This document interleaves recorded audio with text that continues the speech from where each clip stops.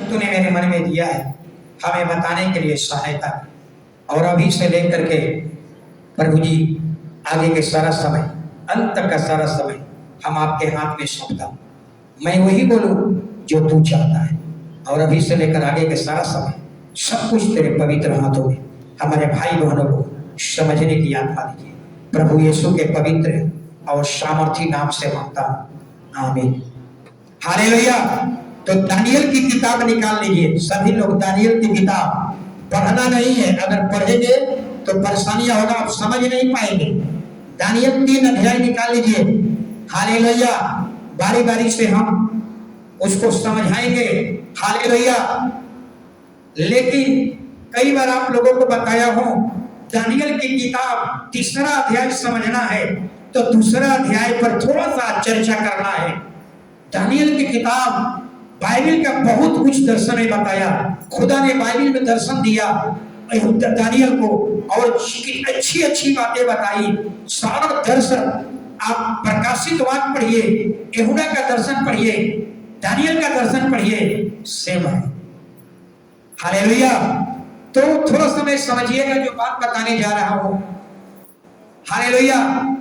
Daniel की किताब में इसके पहले 2 अध्याय 3 अध्याय पढ़ना है तो थोड़ा इस 2 अध्याय के बारे में थोड़ा चर्चा करूंगा। आपके किताब पर नहीं रहना नजर, आपकी नजर स्टेज पर हो, सबका स्टेज पर नजर हो, नहीं तो आप नहीं समझ पाएंगे। किताब घर पर पढ़िएगा, लेकिन यहाँ केवल सुनना है। दानियल 2 अध्याय की चर्चा।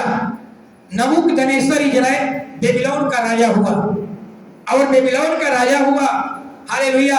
परमेश्वर ने उसको 2 दर्शन दिया। 2 अध्याय में 2 दर्शन है, पहला दर्शन है। और दर्शन क्या दिया मैंने बता चुका हूं।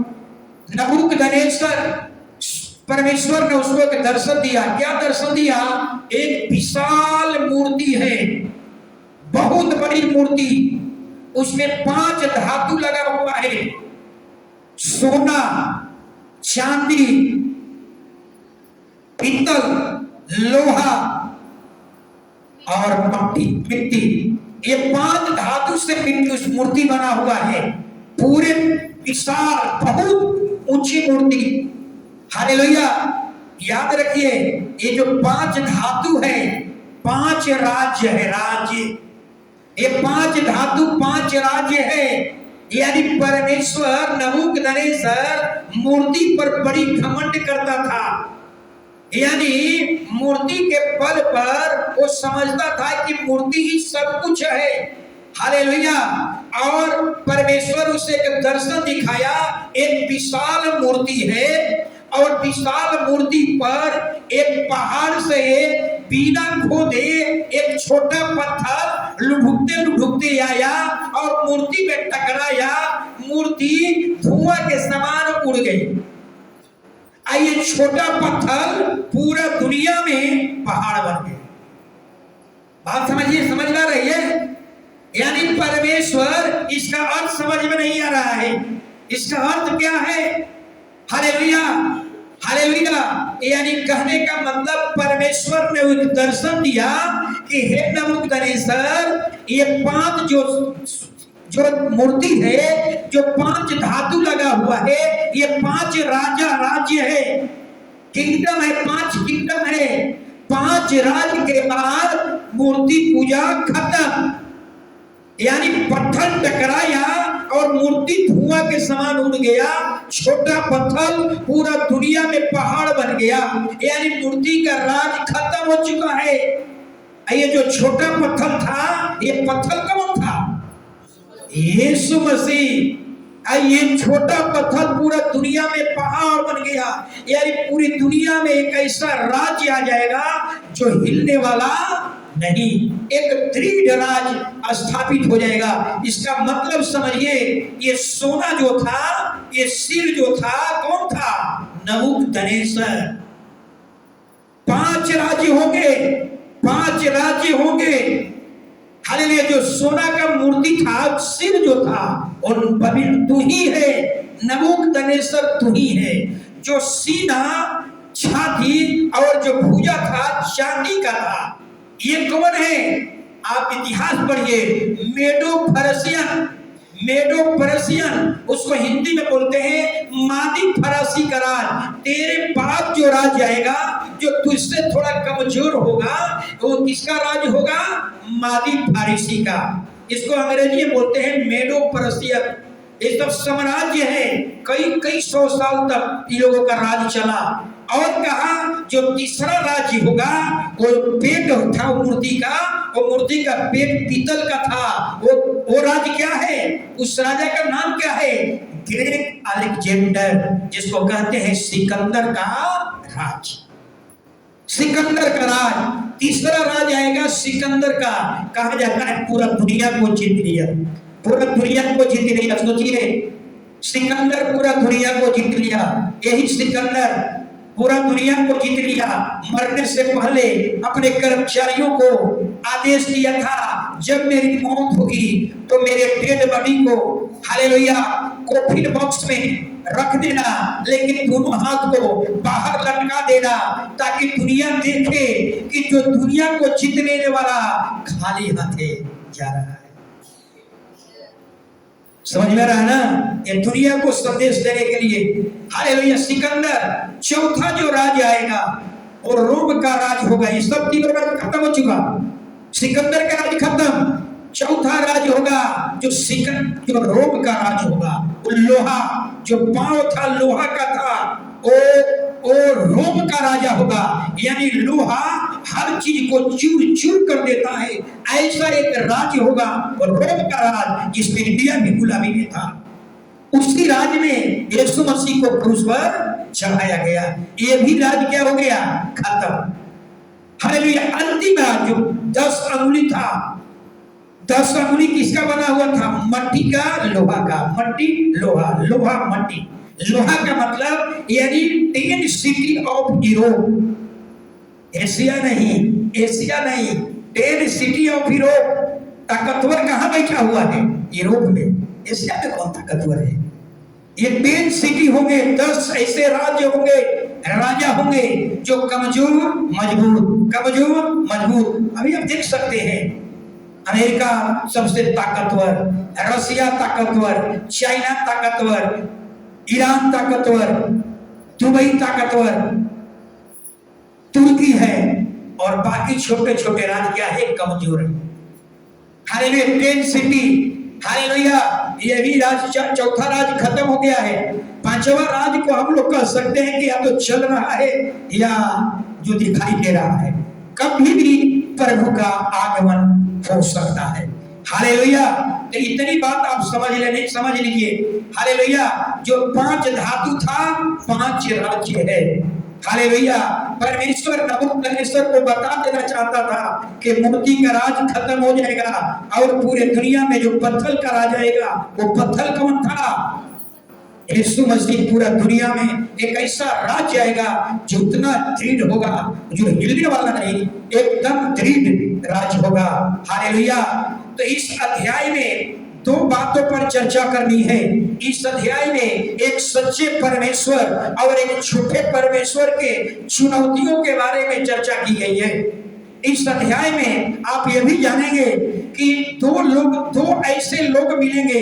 पहला, एक ऐसा राजा पूरा दुनिया उसको सैल्यूट करती है, लेकिन सच्चा परमेश्वर कौन है उसको मालूम नहीं। सोचिए, पूरा दुनिया उसको सैल्यूट करती है, लेकिन सच्चा परमेश्वर कौन है उसको मालूम नहीं। हालेलुया। दूसरा, एक ऐसे लोग होंगे, ऐसे कुछ यहूदी हैं, सच्चे यहूदी, जो अपने परमेश्वर के अलावा किसी के सामने झुकने के लिए तैयार नहीं है। कहता है कि आग के भट्टी में डाल दो, लेकिन हम हाथ के बनाए हुए मूर्ति के सामने झुकेंगे नहीं। हालेलुया। 2 तरह के लोग मिलेंगे। हालेलुया। यानी यही बाइबल हमें बताती है कि हाथ के बनाया हुआ मूर्ति के आगे कभी भी, अगर आप सच्चे ईश्वर से मोहब्बत करते हैं तो कभी आप नहीं झुक सकते। जो झुक गया वो मसीही नहीं। हालेलुया। तो आप यहूदी बन जाइए, ऐसा यहूदी केवल अपने खुदा के सामने झुकता हो, किसी और के सामने झुकता नहीं। हालेलुया। खुदा आपको बचाएगा। हालेलुया। अब मैं ही पढ़ूंगा, वचन आप पढ़ेंगे तो टाइम जरा लग जाता है खोजने में, ये करने में, इसलिए पूरा अध्याय को समझाना है तो बताना होगा। सुनेंगे अब।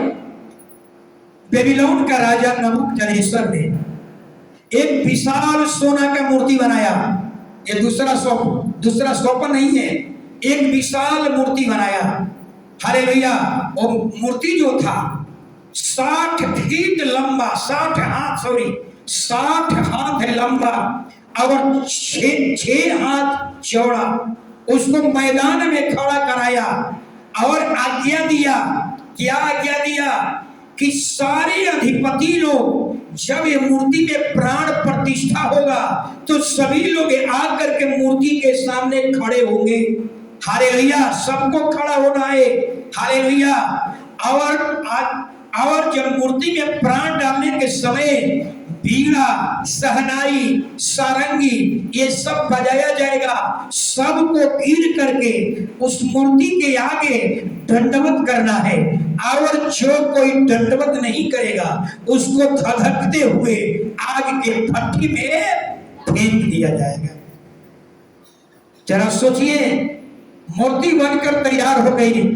सारे अधिपति, हाकिम, राज्यपाल, सलाहकार, खजांची, न्यायी, शास्त्री सब लोग मूर्ति के सामने खड़े हुए। ढिढोरिया ने पीट करके आवाज दिया, कहा कि हालेलुया, जब सारंगी, जब बीड़ा, जब सहनाई बजना शुरू हो तो सारे लोग हमारे मूर्ति के सामने गिर करके सबको दंडवत करना है। चाहे अमीर हो, चाहे गरीब हो, चाहे अंधा हो, चाहे लंगड़ा हो, सबको दंडवत करना है। हालेलुया। और जो दंडवत नहीं करेगा धधकते हुए आग के भट्टी में फेंक दिया जाएगा। सोचिए कैसा राजा था। हालेलुया। इससे पता चलता है कि जो नबूकदनेस्सर था आग का डर दिखाकर सबको आराधना करवाना चाहता था। हालेलुया। आग का डर दिखाकर भट्टी में फेंक दूंगा, ये डर दिखा करके लोगों को हालेलुया आराधना करवाना चाहता था। यानी अपना दबदबा बनाकर रखना चाहता था कि मैं जो कहूं आपको करना होगा, अन्यथा आग के भट्टी में फेंक दिए जाओगे। बहुत अच्छा सब्जेक्ट है। हालेलुया। याद रखिए, अगर आप सच्चे मसीही से प्रेम करते हैं तो याद रखिए ऐसे झूठी शिक्षा का हमेशा खंडन करना चाहिए। गलत है तो गलत है, गलत को सच के तराजू पर कभी न तोड़े। हालेलुया। अब आगे देखिए क्या कह रहा है। सब जाति ने हालेलुया राजा की खड़ी कराई हुई मूर्तियों को साष्टांग गिर करके, मुंह के बल गिर कर करके और मूर्ति को दंडवत किया। कौन लोग दंडवत किया? राजा के डर से जितना उनके मेजॉरिटी के लोग थे सब लोग ने दंडवत किया। हालेलुया। एक सवाल उठता है, इस पृथ्वी पर बहुत से ऐसे लोग हैं, बहुत से ऐसे लोग हैं जिन्हें सही और गलत क्या है पता नहीं है। भीड़ को देख करके वो लोग भी क्या करते हैं? दंडवत कर देते हैं। मैं बताया था एक बार, मैं पटना में था, आदमी आगे वाला आदमी दौड़ना शुरू किया, बस पीछे वाला दुकानदार भी सब दौड़ना शुरू कर दिया। मैंने पूछा क्या है, क्या हुआ, कुछ घटना? तो नहीं, वो दौड़ रहा था इसलिए हम दौड़ रहे थे। भीड़ को देख करके लोग क्या करता है? दौड़ता है। हालेलुया। तो कहने का मतलब एक पृथ्वी पर ऐसे लोग हैं हालेलुया जिन्हें क्या सही है क्या गलत है पता नहीं है, लेकिन भीड़ अगर दंडवत कर रहा है तो चलो हम भी उसको दंडवत कर लें। इसको कहते हैं नॉनसेंस। ऐसे हमें नहीं बनना है, हमको ऐसा नहीं बनना है। याद रखिए, बेबीलोन में जितने राजा के मेजॉरिटी के लोग थे बिना सोचे विचारे भीड़ को देखकर या आग का धमकी देकर वो सोना का जो मूर्ति बनाया था सब लोग गिर करके उसको दंडवत करने लगे। कई बार होता है, छठ पूजा होता है, देखा देखी मुसलमान भी क्या करने लगे? छठ पूजा करने लगे। टीवी में देखा रहा था, देखा देखी इतनी आदमी कर रहा है चलो कर लो। क्या सही है क्या गलत नहीं, इसको कहते हैं बहते पानी में डुबकी लगा दो। बहते पानी में हाथ धो। पानी गंदा है क्या है पता नहीं है, सब लोग हाथ धो रहे हैं, चलो धो। हालेलुया। याद रखिए, अरे कुछ लोग ऐसे भी मिलेंगे, कुछ लोग ऐसे भी मिलते हैं, कहते हैं कौन देखा है स्वर्ग, कौन देखा है नरक। अरे जैसा चल रहा है वैसा ही चलने दो। सोचिए कुछ लोग ऐसे लोग हैं, हालेलुया। लेकिन मैं यही कहूंगा, बेबीलोन के अधिकारियों के समान मत बनिए। आग का डर देकर, आग का भय देकर के, हालेलुया, बिना सोचे समझे, हालेलुया, उस मूर्ति को दंडवत किया जिसमें कोई आत्मा नहीं है। हालेलुया। इसलिए आपको याद रखना है, आज इस अध्याय में देखेंगे एक सच्चे परमेश्वर की ताकत को देखेंगे, हालेलुया, और एक झूठे परमेश्वर की औकात पता चलेगा। हालेलुया। लेकिन उसी राज्य में 3 यहूदी हैं जिसका नाम था हनन्याह, मिशाएल, अजर्या। ये तीन कौन थे? ये नबूकदनेस्सर ने इन तीनों लोगों को इजराइल से गुलामी में लेकर गया था। हालेलुया।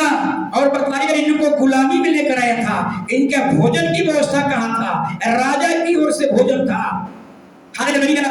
राजा कभी दिमाग में नहीं सोचा था कि जिसको मैं गुलामी में लाया हूँ वो हमको टक्कर देगा, वो हमको ठोकर मारेगा, वो हमको चुनौती देगा।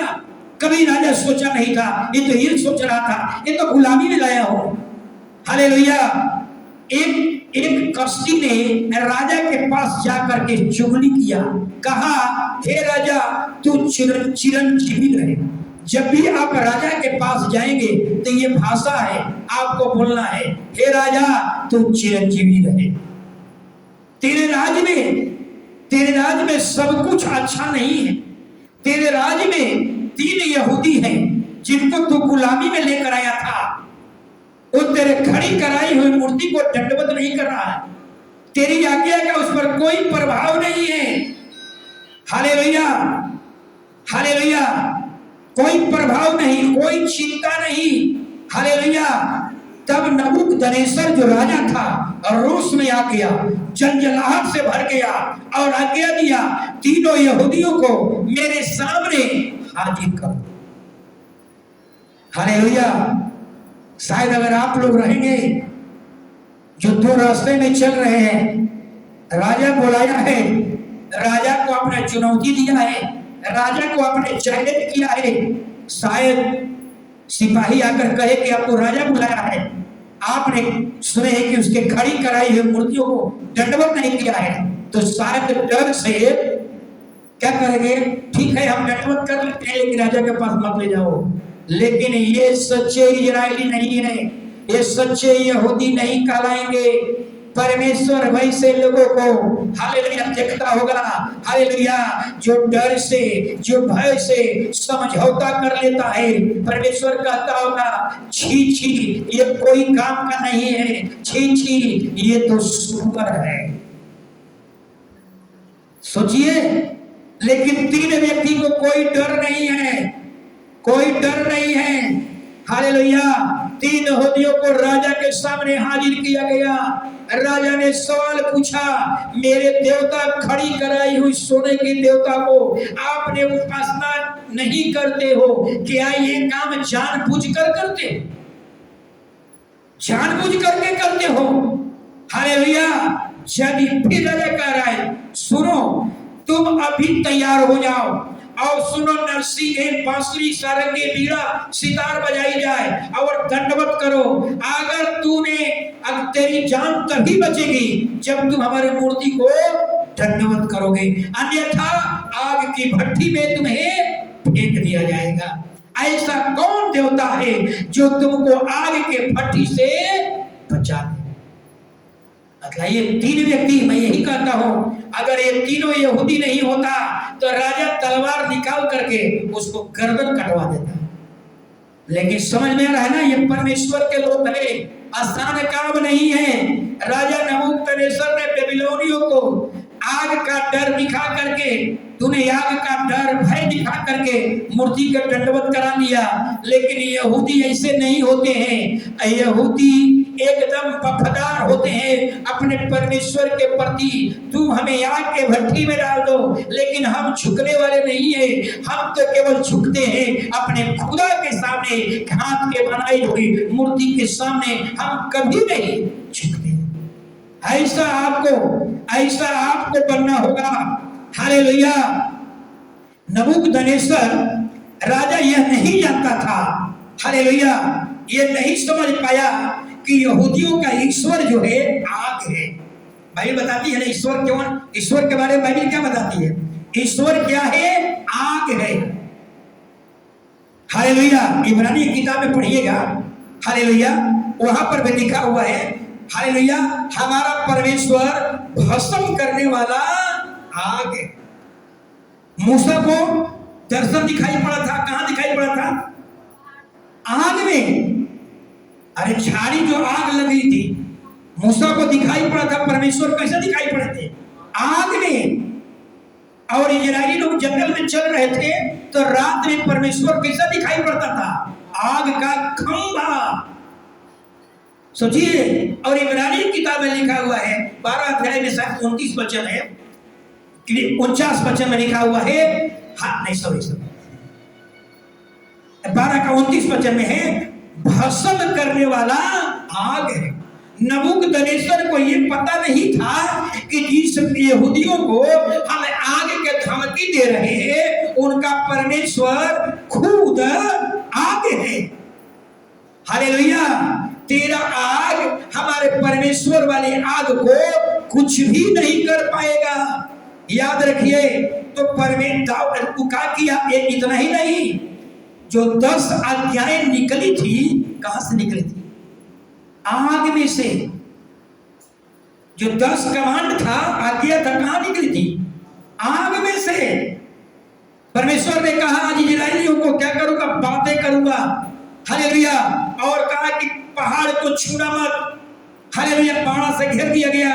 जब परमेश्वर को उपस्थिति होने को शुरू हुआ, इतने बादल की कड़कड़ाहट शुरू हो गया, बिजली चमकने लगा और सारे लोग डर गया। इजरायली लोग कहने लगे हम परमेश्वर से बात नहीं करेंगे। हालेलुया। और अचानक गड़गड़ाहट शुरू हो गया। ये परमेश्वर की उपस्थिति थी। और अचानक पहाड़ में धुआं फेंकने लगा और पहाड़ में से लंबी लंबी आगे की लौ निकलने लगी। और वही आग में से परमेश्वर बात किया, मैं तेरा परमेश्वर यहोवा हूँ जो तुझे मिस्र देश से अर्थात दासत्व से छुड़ा कर लाया हूँ। तू मुझको छोड़कर किसी को देवता करके। हालेलुया। 10 आज्ञाएं कहां से निकली थी? इसी आग में से निकली थी। हालेलुया। तो याद रखिए, हालेलुया, यीशु मसीह ने भी कहा मैं पृथ्वी पर आग लगाने आया हूं, मेल कराने नहीं आया हूं। क्या कहा? आग लगाने आया हूं। आग। सोचिए। लेकिन ये शब्द दूसरा था। हालेलुया। इसीलिए हर एक विश्वासियों को मैं यही कहूंगा, जो आग यहूदी के हृदय में लगा हुआ है वही आग आपके हृदय में लगना चाहिए। जब आग आपके अंदर में लग जाएगा तो आप जो है आग के धधकते हुए आग का आपके अंदर में डर नहीं होगा। कभी आप डरपोक नहीं बनेंगे।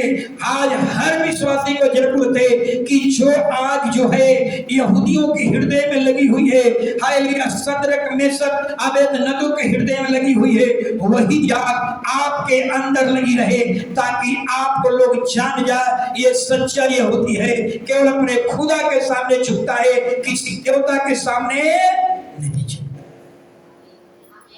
हालेलुया। हालेलुया। तो जो यहूदी उस आग को अपने लेकर के चलता है उसको ये क्या दे रहा है? धमकी दे रहा है। लेकिन नबूकदनेस्सर को पता नहीं कि जिस यहूदियों को आग का धमकी दे रहा हूं उनका परमेश्वर खुद आग है। सोचिए। ये आग आपके अंदर लगनी चाहिए। ये आग आपके अंदर लग जाएगा तो याद रखिए हालेलुया, हर एक झूठी शिक्षाओं को आप भस्म कर देंगे। आपको कभी डरपोक नहीं बनेंगे, आप कभी डरने वाले नहीं होंगे। हालेलुया। एक सवाल उठता है कि तीनों यहूदियों को कौन ऐसा वचन था जो उन्हें झुकने से, मूर्ति की दंडवत करने से रोक रहा था। यही पहला, दूसरा और तीसरा आ गया। परमेश्वर ने क्या कहा था? मुझको छोड़कर किसी देवता को ईश्वर करके मत मानना। आकाश, पृथ्वी, जल, इन तीनों में से कोई भी वस्तु को दंडवत मत करना। यही वचन उसके हृदय में लगी हुई है। यही वचन है जो यहूदियों को, शद्रक, मेशक, अबेदनगो को मूर्ति को दंडवत करने से रोक रहा था। यही शिक्षाएं आपको अपने बच्चों के अंदर डालना होगा। हालेलुया, ताकि ये परमेश्वर आपके अगले पीढ़ी का भी परमेश्वर कहलाएगा। अपने बच्चों के अंदर यही आग लगाइए, अपने बच्चों को इस टीचिंग बढ़ाइए कि बेटा, पृथ्वी, आकाश, पृथ्वी और जल, इन तीनों में से कोई भी वस्तु, ये सारी वस्तुएं परमेश्वर के हाथ के बनाई हुई है। परमेश्वर की बनाई हुई कोई भी वस्तु आराधना के योग, दंडवत के योग्य नहीं। ये ज्ञान अपने बच्चों के जेहन में डालिए, अपने बच्चों को बताइए कि हालेलुया, ये सब देवता नहीं है। हालेलुया, ये भी सोचिए, इन तीनों यहूदियों का उम्र क्या था? मतलब इतना कम उम्र का लड़का, बाइबल बताती है कि 15 साल, 17 साल, 20 साल। सोचिए, 15 साल, 20, 17 साल, 20 साल, यानी 15 से 20 साल के उम्र के लड़के के अंदर इतनी ऐसी आग लगी हुई है जो राजा को चुनौती दे रहा है। हालेलुया, जो राजा को बता रहा है, राजा के घर में रह रहा है, राजा के महल में रह रहा है, राजा का भोजन करता है, लेकिन राजा का आज्ञा मानने के लिए इनकार करता है। आप लोग कहते हैं कि गुलामी में गया, आप लोग कहते हैं कि हितई नाता में गए थे, रिलेशन में गए थे। हालेलुया, वहां प्रार्थना करने का टाइम नहीं मिला, लोग देखेगा। हालेलुया, इसको भी बहाना था। ये तीनों यहूदी कहते थे, कह सकते थे, भैया हम लोग तो गुलामी में हैं, राजा जो खिलाएगा हम खा लेंगे। नहीं कह सकता था? शराब पिलाएंगे, शराब पी लेंगे, मूर्ति का चढ़ाया हुआ देंगे, वो भी खा लेंगे। लेकिन आग लगी हुई है तीनों के अंदर। पवित्र आत्मा पहले ही बता चुका था, पहला अध्याय में राजा ने जब कहा था कि मेरे टेबल का भोजन इन तीनों को खिलाया जाए, 3 वर्ष तक इन्हें रिष्ट पुष्ट किया जाए और 3 साल के बाद मेरे सामने इनको हाजिर किया जाए। लेकिन तीनों यहूदी ने ठान लिया, हम राजा का भोजन नहीं करेंगे। यही वचन था जो बार बार उन्हें क्या कर रहा था? जगा रहा था। नहीं झुकेंगे। आज ऐसा ही आपसे परमेश्वर आशा करता है, आपसे परमेश्वर अपेक्षा करता है। परमेश्वर हर एक कलीसिया से ऐसे लोगों को ढूंढ रहा है। हालेलुया, ऐसे लोग उनको चाहिए जो कहते हैं कि आकाश, पृथ्वी, जल, इन तीनों में से किसी को हम दंडवत नहीं कर सकते। हम तो अपने खुदा के सामने सिजदा करते हैं, किसी और के सामने नहीं। ऐसे लोगों को ढूंढ रहा है। अपने बच्चों को शिक्षा दीजिए। हालेलुया, अगर आपका विश्वास कमजोर लगता है तो हालेलुया, दानियल 3 अध्याय जरूर पढ़ लीजिए, आपको ताकत मिल जाएगी। हालेलुया। एक और बात, रोमन कैथोलिक वाले लोग में क्या है? मूर्ति पूजा करो, अगरबत्ती जलाओ, कैंडल जलाओ, यीशु का मूर्ति बनाओ, माँ मरियम का मूर्ति रखो, उसको चढ़ावा चढ़ाओ। नहीं चलेगा। अगर आप सच्चे ईश्वर से प्रार्थना प्रेम करते हैं तो ये आप यीशु का मूर्ति भी दंडवत नहीं कर सकते, घर में भी रखने की जरूरत नहीं है। मां मरियम का भी मूर्ति अपने घर में रखने की जरूरत नहीं है। क्रॉस अपने गले में लगाने की जरूरत नहीं है। न क्रॉस को दंडवत करना है, न क्रॉस को चुंबन करना है।